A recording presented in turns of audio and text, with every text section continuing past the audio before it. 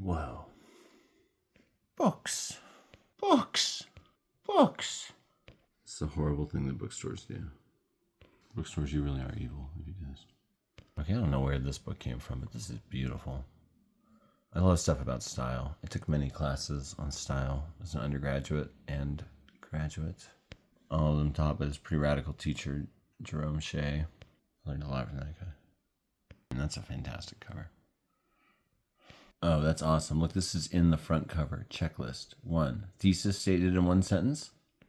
2. Thesis at end of first paragraph. 3. Thesis clearly evident throughout paper. 5. Each paragraph begun with topic sentence. This is pretty cool. This would be a way to have a really good paper you could turn in. But there's a lot that the creative writer could take from that. Sheridan Baker. Does that name sound familiar? Ooh. Thomas Y. Crowell Company, established 1834 in New York. This is a 1969 book. This is the year of Woodstock right here. Doesn't that seem like a writing book that would come out the year of Woodstock? That's fantastic. Can't tell if that's an old price tag or a numbering of a copy. Where essays fail. Interesting. You know, there really are a lot of secrets to strong, effective writing. Don't apologize, that's so good. Yeah, never apologize, never explain. I've heard musicians say, watch the paralleling of pairs. Oh, that's great. These parallels, parallel construction, now we're getting good. That's awesome. There's really no end to what you can do. Cool, a bit on research. Punctuation, yeah. The period. Sentences, no fragments. Well, I'm glad to reacquaint myself with this work. I'm going to read this. This was by my professor, Diane Teal, and she's a fantastic poet. And this book has a following, I think. Certainly of all her former students. She just knows her stuff. You know, poets are just different. Seriously. Like, I'm a writer, and I always say that. And sometimes I'm like, I'm more of an artist, and writing is my medium. Because I'm pretentious. But I'm sincerely pretentious, and I don't think that's pretentious. I just like bold, confident strokes in my work, you know. But Diane Teal would always say for a poem to really affect her, it had to hit her emotionally, intellectually, and viscerally. And I've taken that to all the mediums I work in. Like, that's a great little checklist of 3 to go over. This would be another great book for a writing group. Doing a poetry year. Yeah, this is a really valuable book in my collection to me. This is the only book I have that's just a collection of tropes. And this was the basis for classes that I have with Jerome Shea. He was really an influential teacher for me. And his classes were like sentence diagramming and tropes. You know, tropes are turns of phrase. Like, once you know about them, you see them everywhere. All language is kind of made of them. It's originally a descriptive thing, you know. They notice over centuries things that are done in language, and they give them names. If they're far enough back, they get Latin names. Epinaphora, carrying back, intensive anaphora. And that's where like every sentence starts with the same phrase. Epithesis, addition of a letter, sound, or syllable to the middle of a word. Eye blistering for the visitating sun. I started a project of going through this book. I think I did go through the whole book, and I marked with yellow crayon because it was the only thing I had at hand. All the tropes I wanted to make sure to experiment with anywhere in my book. That was a nice exercise. It's good to remind yourself of the possibilities of language, you know? Because there's people that have looked at every little aspect of it pretty much, and there's thoughts you might not have thought. Yeah, I really value this book. I mentioned this in my recommended reading section at the end of my writing handbook. That remains but a digital file. Though I have shared it with people and gotten some decent feedback here and there. It'll see the light of day someday. But let it sit really is the best writing advice. Just like, you know, take little breaks. Let it sit around. Look at it with new eyes later on. I think writers should have this book. This is one of those books I feel that way about. Like, yeah, you want this. If you're writing in English, you should have a hand list of rhetorical terms. Well, here's a lovely, nerdy, super specific book, The Chapter in Fiction. And I also have this because it's the only other book I could find online by this author, Philip Stevick, who put together Anti-Fiction, which is one of my favorite anthologies and might be in this shelf stack coming up here. This awesome old book. It's so plain and just striking. Van Gogh would have loved it. His favorite color was yellow. Flaubert. Wait. Oh, it says of related interest up there. That's interesting. The whole back of the book's an ad for another book.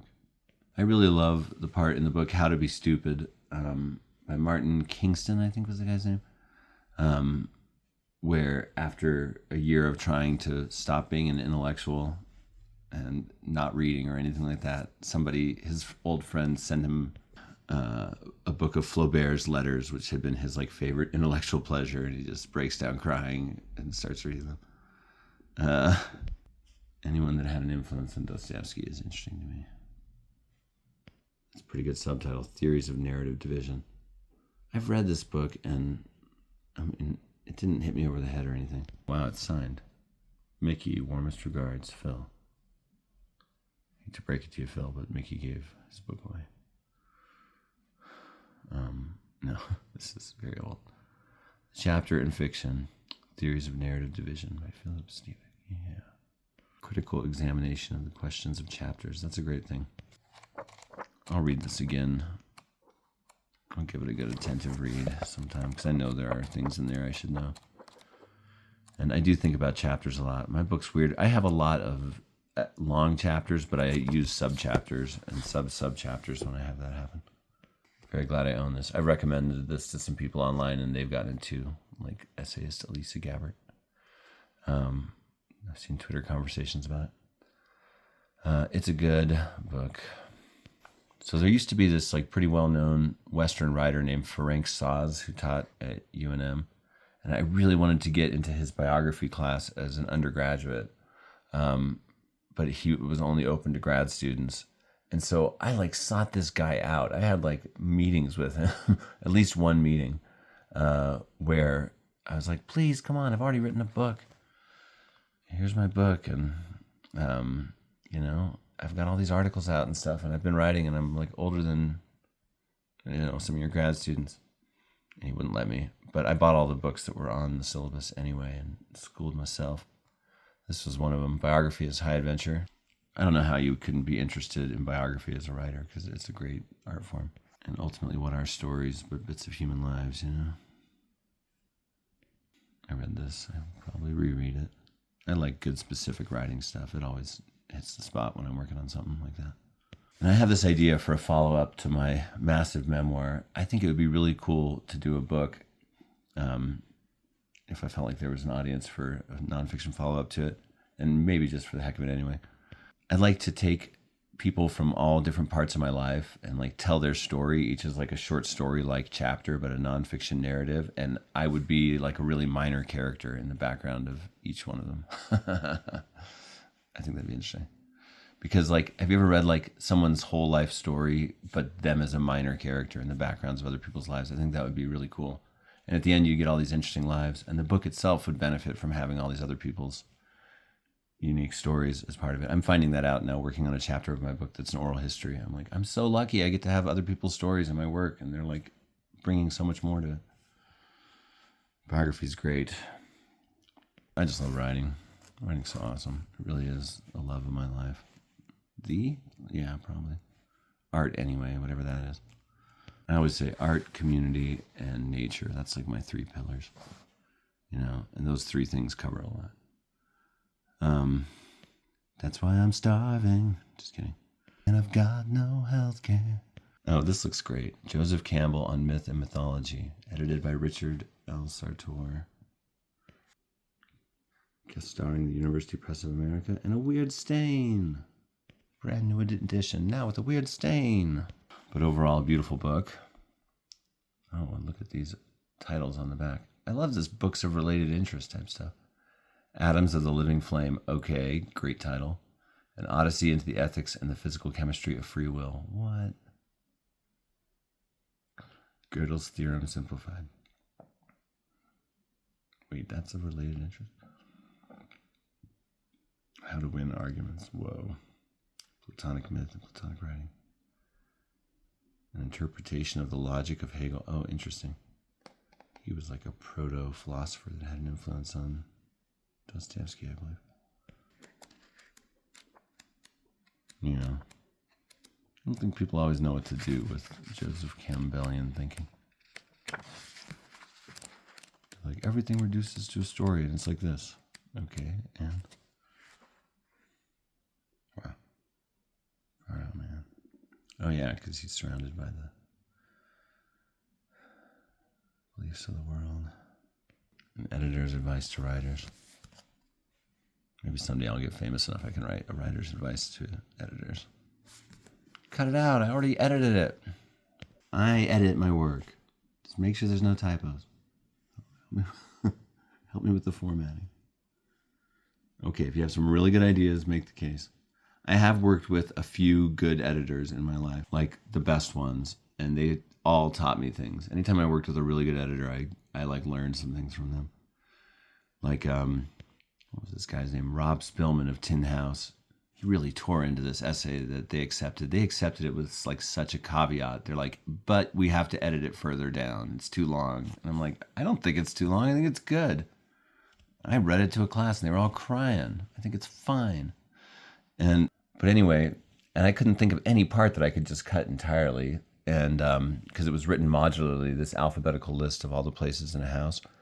But he really taught me this technique of just kind of like spot editing all throughout it, as if you're like lightly pruning a bush all around the edges. And, we cut down a lot of words and I'm like, yeah, it is better. I like some edges and roughness and stuff throughout the work. I like traces of vitality remaining and so on. I don't mind if I offend people here and there or if something might get a little dated. We all have different lines and conceptions of all that stuff. But anyway, I do think, that was like a really good edit. And I was happy with it. There was also a really good editor at the Santa Fe Reporter, Julia something. What was her name?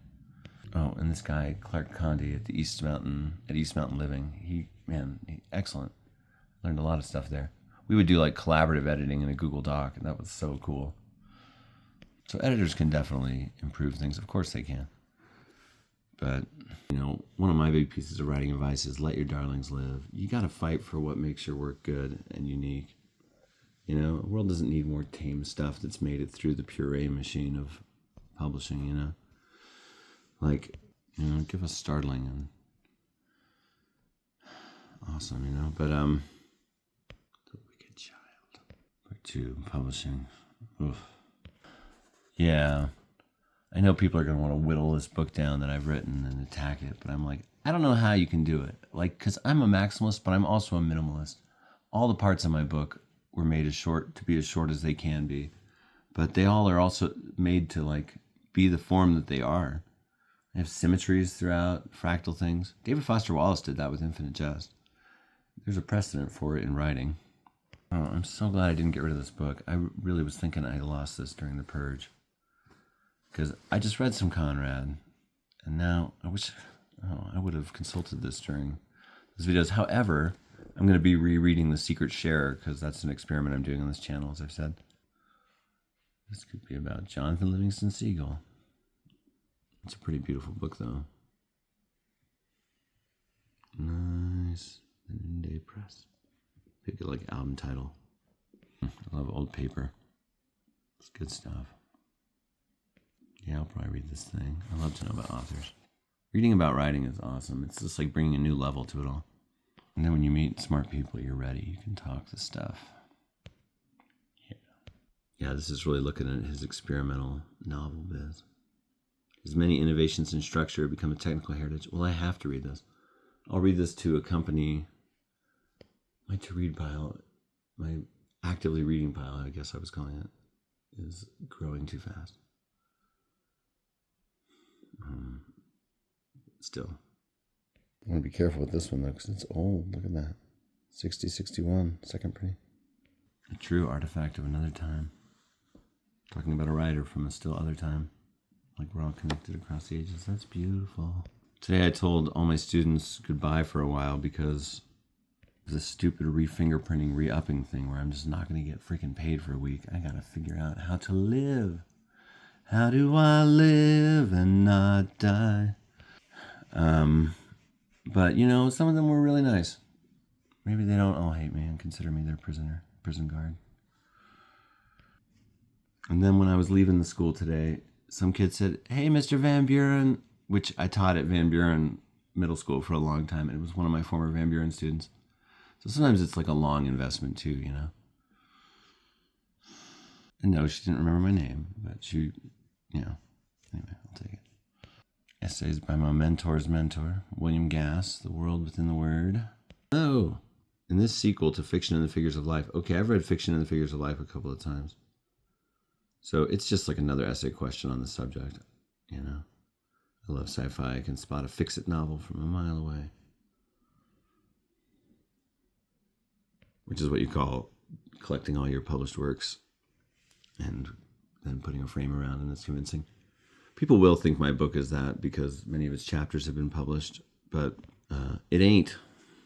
Back when I was writing the very first essays for it, I was like, I have an idea for a book around this. And it was very similar to a fictional idea I'd had before that, so I was ready to go. All the chapters will be different. William Gass is a good experimental writer. I bet he's got really cool things to say. Alice. The Manifest Text of Tender Buttons, okay, by Gertrude Stein, is only one segment of its total textual surface. That choke is a joke in its surface phenomenon, as is Ader's aid her. In a swirl of lines, a horse's head may be hidden. Some clouds do in fact look dragonish, and a drawing may turn itself inside out before our very eyes. Thus Get in Bed lies disguised in rubbed purget, and an unseen eye will fit between the words to let. I kind of know what he's talking about. He's talking about Gertrude Stein, who does wild textual experiments, writing things out phonetically. Got a Gertrude Stein book in the fiction shelf now, 3 Lives. We'll get to that. She's a figure I should spend more time with. A great innovator of our time. Yeah, I love this topic, how to read slowly.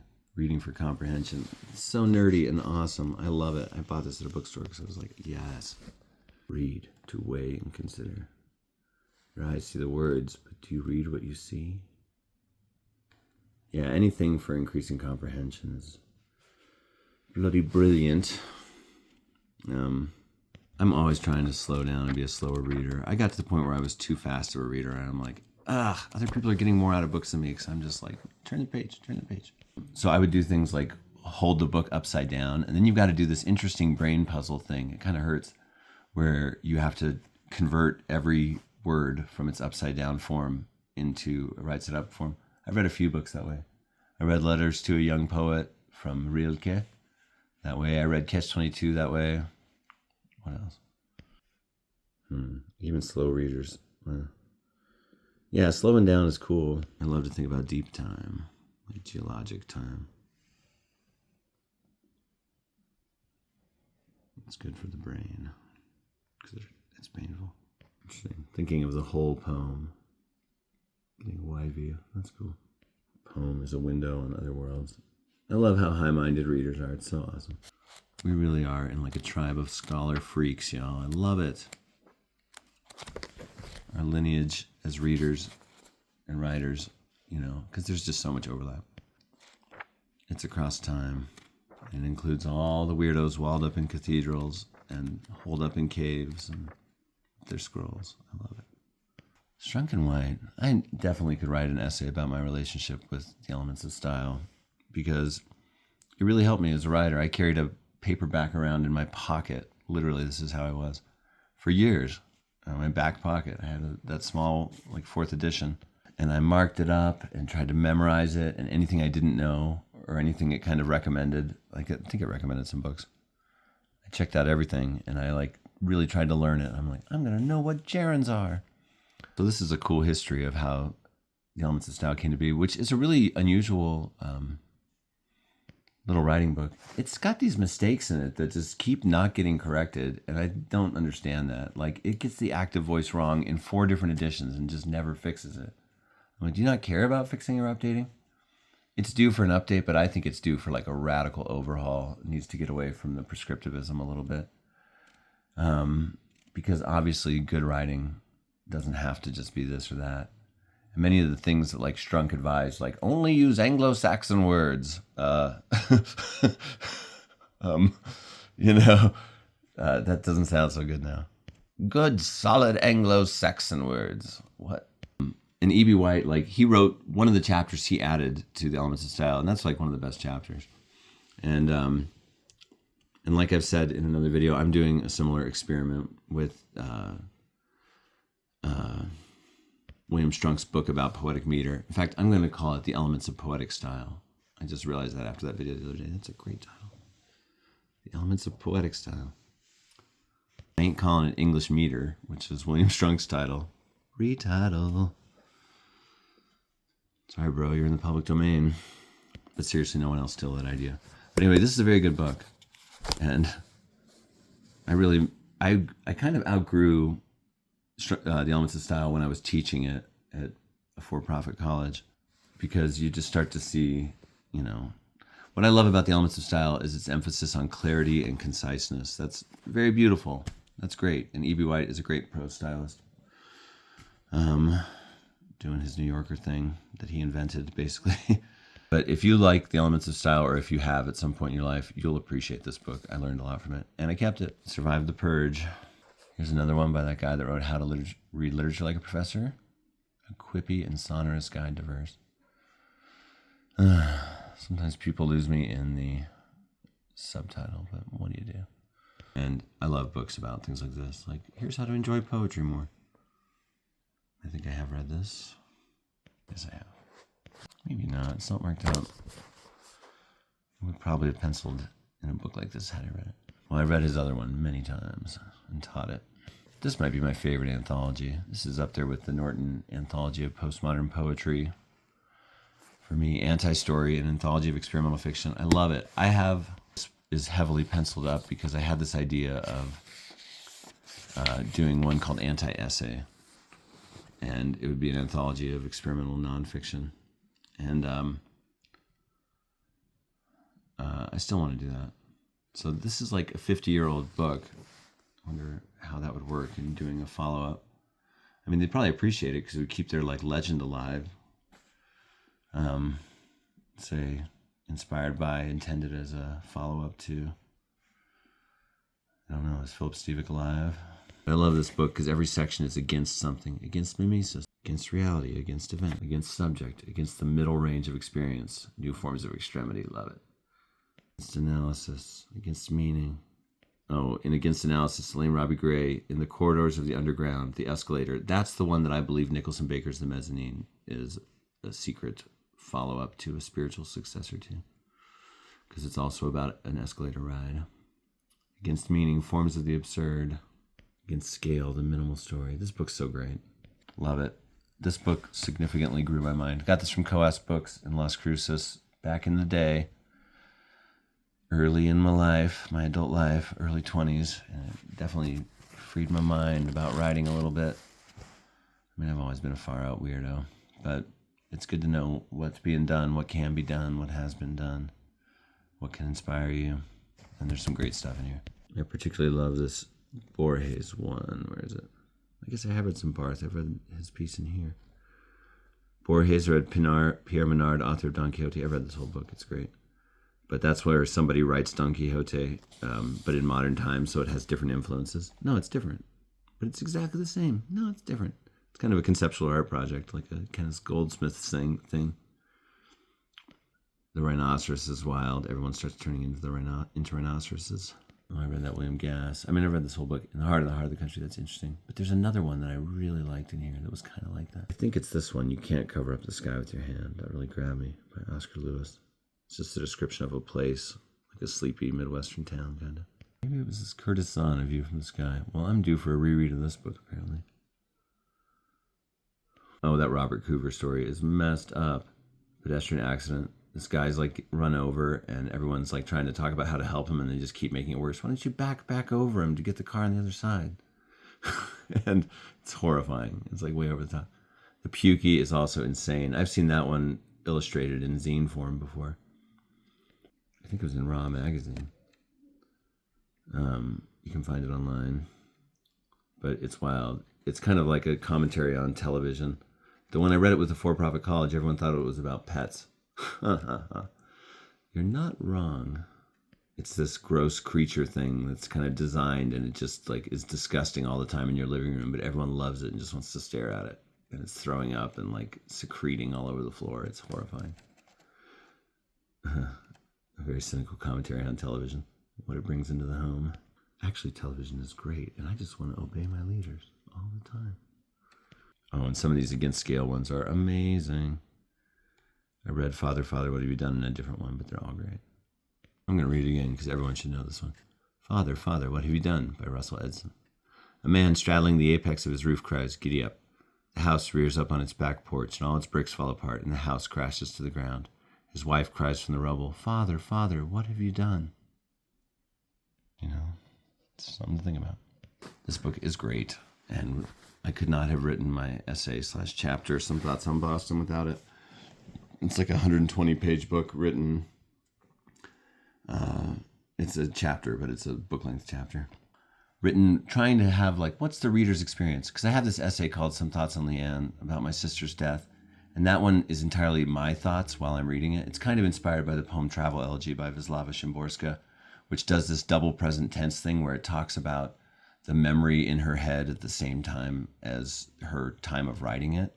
And she doesn't differentiate between the two present tenses. So I'm like, I want to bring that to an essay. So I did that for writing about my sister, and it kind of worked for like an essay about memories and afterlife, etc. All that nonfiction-y stuff. And so then I thought, well, maybe I'll do this other piece, kind of a bit of a companion work in a way, and it'll be all about the reader's experience. And it's kind of funny because it enrages people to write something where you presume to know what they're thinking while you're reading it. So I really had to like throw in all these qualifiers and hedges and stuff, like, or maybe you're not thinking that, or you're thinking something else, or you're thinking about what I just said right there. Kind of funny. But this book just seemed like fortuitous. It was exactly about the subject. And I was writing about a time when I was living in Cambridge, Massachusetts. And this book like has examples from Cambridge and the authors from Cambridge. I'm like, that's just too weird. Is this the Truman Show? I just found out recently that when my now 15-year-old daughter was younger, the Truman Show really sent her in, that movie really sent her in an existential long bit of concern. She was like, I think that might be my life. My parents are strange. But I mean, this book is so cool. Look at this visual thing. Ergodic nonfiction literature. And it's cool. Like, why not make your book beautiful? You know, we've been freed from having to make metal plates for every page, you know. Ugh, this is just the kind of book, how can you not love it? Writing with Style, Conversations on the Art of Writing. I don't know that I've read this, and why have I not read this? Look at that. That's like criminal. I should literally be arrested for not having read this.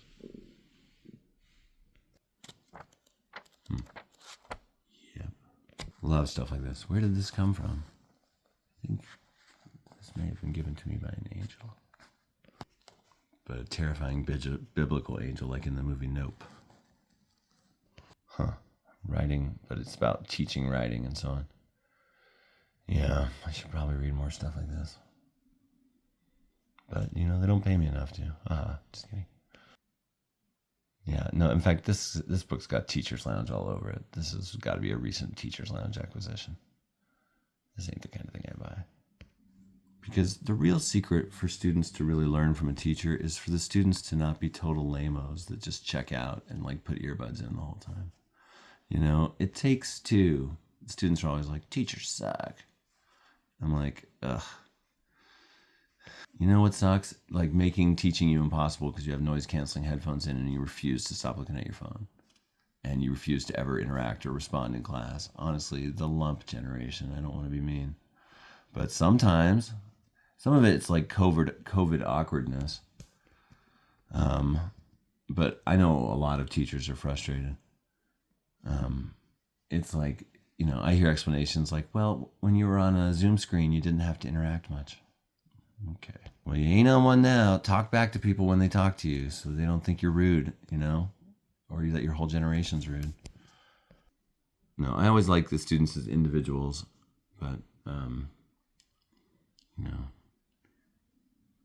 Yeah, this is maybe one of the other books, like that Philip Lopate one that, like, you write essays, you gotta know this book. And I have read many books from this book, or essays from this book, because I went to grad school and got an MFA in nonfiction. Joyce Carol Oates does need to clean her keyboard off. She got internet famous for having a really dirty keyboard one time. I'm like, lady, that's on one level mark of pride. You know, you're putting in a lot of hours on that thing, but on another, I need to vomit. This is from a grad school friend, Katie. That's awesome. She gave me a book. That's awesome.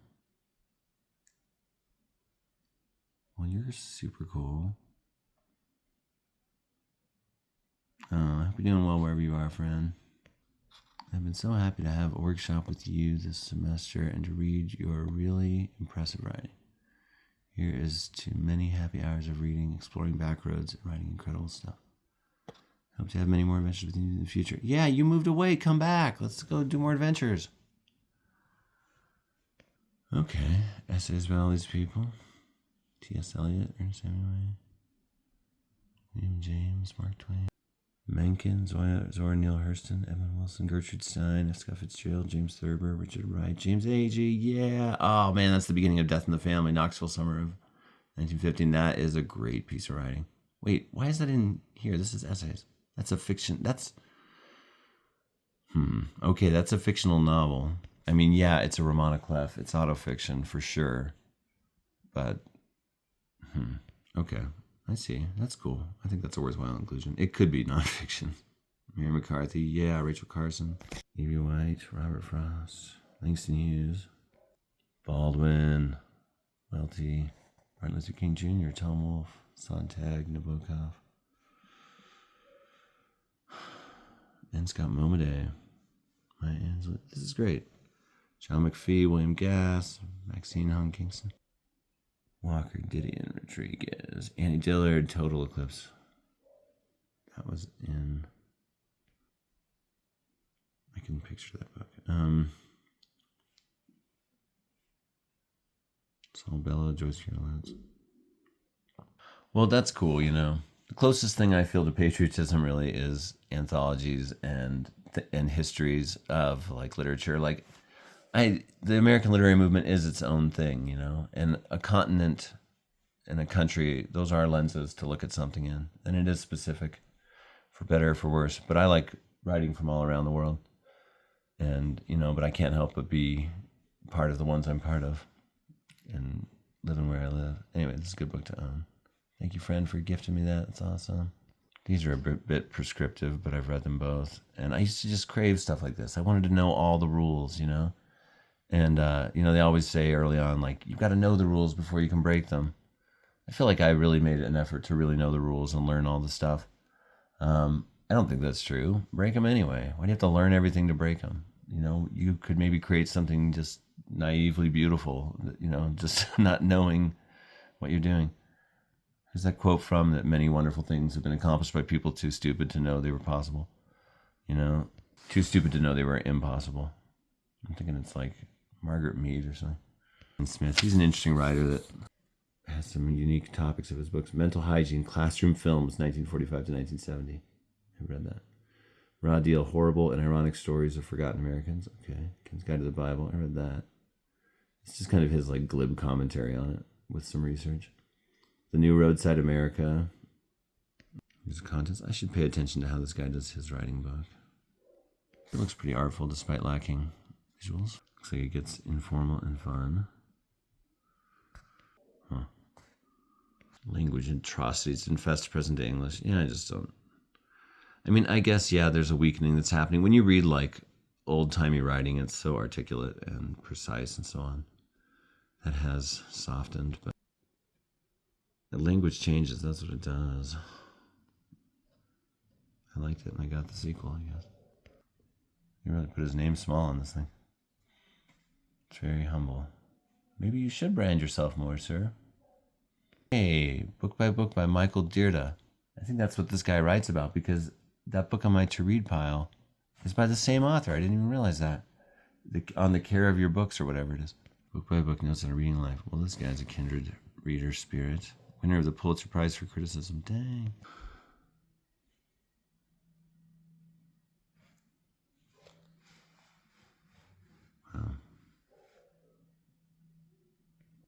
Drawing on sources as diverse as Dr. Seuss and Simone Weil, P.G. Wodehouse, and Isaiah Berlin, Pulitzer Prize-winning critic Michael Deardas shows how the wit, wisdom, and enchantment of the written word informs and enriches nearly every aspect of life, from education and work to love and death. I think it's true.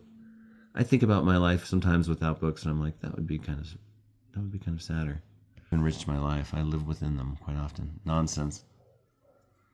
Red herring, straw men, and sacred cows. How we abuse logic in our everyday language.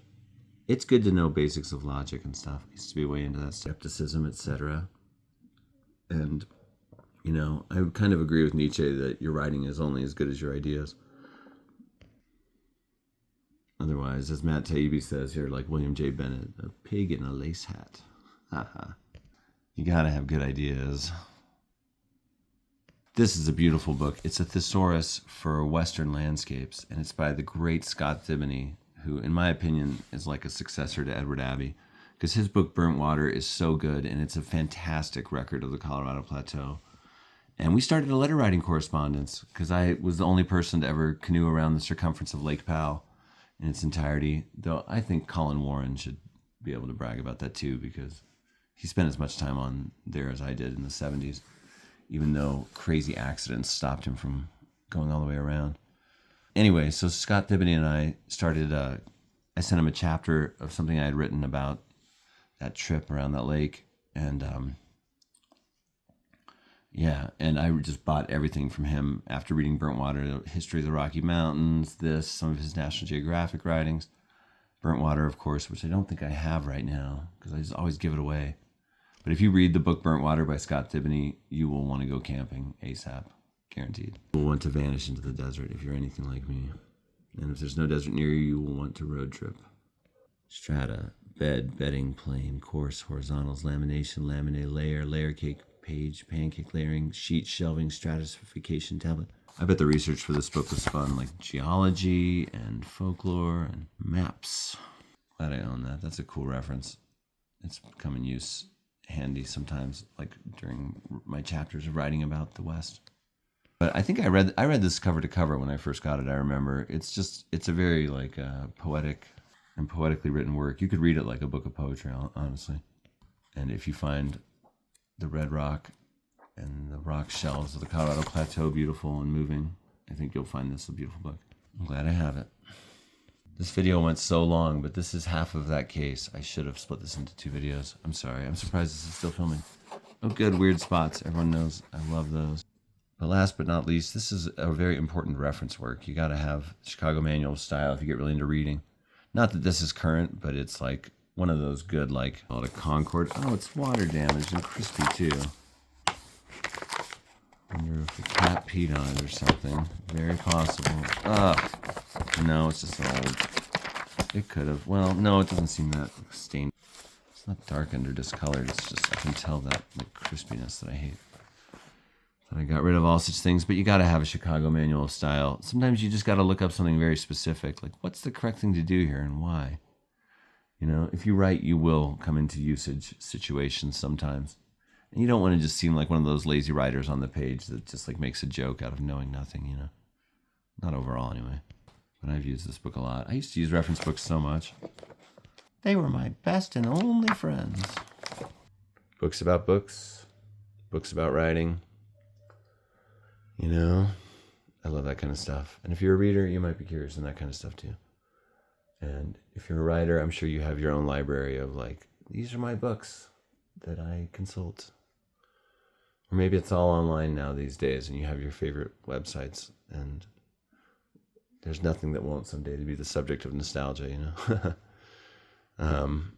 Yeah. Well, this is my first 40-minute video. Let's see if anyone watches it. It's actually it's probably good to do experiments with different video lengths to see which ones are effective. All right. And the results will be no one will watch this one because it's very long. All right.